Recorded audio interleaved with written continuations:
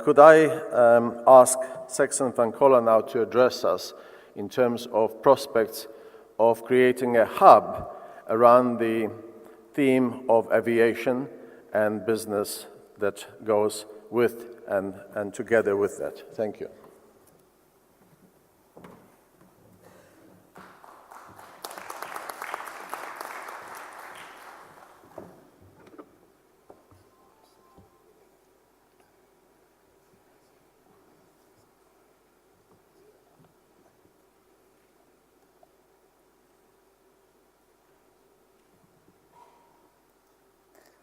Sorry, I had an elaborate introduction for my slides and for myself this morning. It doesn't work. I'd apologize for that.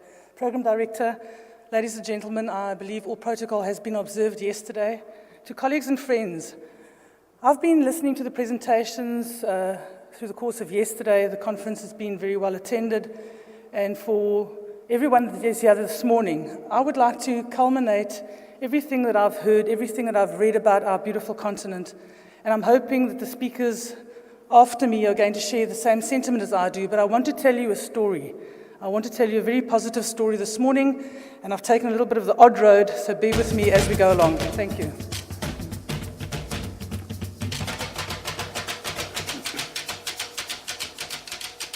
Our continent has 53 countries that comprise the continent, and that's excluding Seychelles and Mauritius, so I haven't done that purposely. The second largest and the second most populated continent. We have 1 billion people that account for 15% of the human population.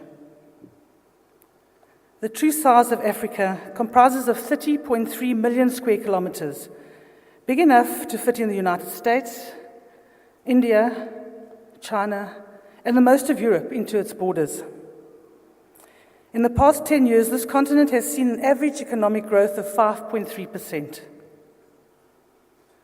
Africa is acknowledged as the next frontier of economic growth, and we're hearing this from every presentation. The question is, what are we going to do as a culminative African people? What are we going to do to get this momentum going in our continent?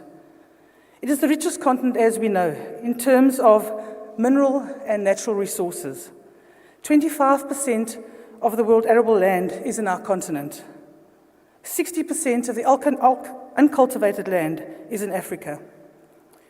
We have a young population set to overtake China and India by 2050. And as we know, we have increased political stability on the continent of Africa.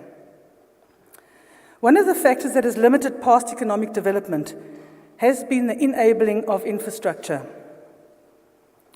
This, in turn, presents its own opportunities to leapfrog legacy systems and to invest in latest generation technologies. Just one example I'd like to share with you this morning, and it's a nice story. A mobile revolution took place in Africa, first of its kind in the world, who skipped fixed line telephones as we knew it in the olden days, and went directly to mobile money and mobile phones. In Africa, you can set up a business from your mobile in just 3 days. The Economist heralded Kenya as the world leader in mobile money. 17 million Kenyans, which is 2/3 of the adult population, use mobile money on a daily basis. 25% of the country's GDP flows through mobile money. And paying for a taxi ride in Nairobi is easier than paying for a taxi ride in New York. And that is a quote out of The Economist in May 2013.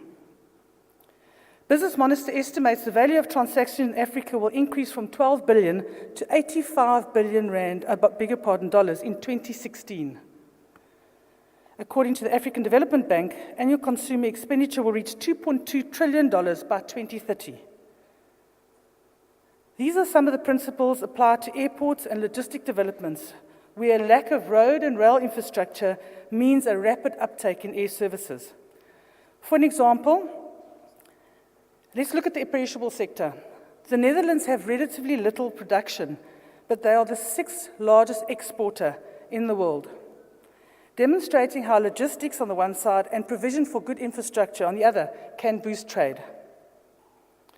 Let me show you a celebration of what Dube TradePort, not only South Africa's premier logistic airport and hub, but also something that we as Africans can be proud of what we've been doing and have done in a very short period of time.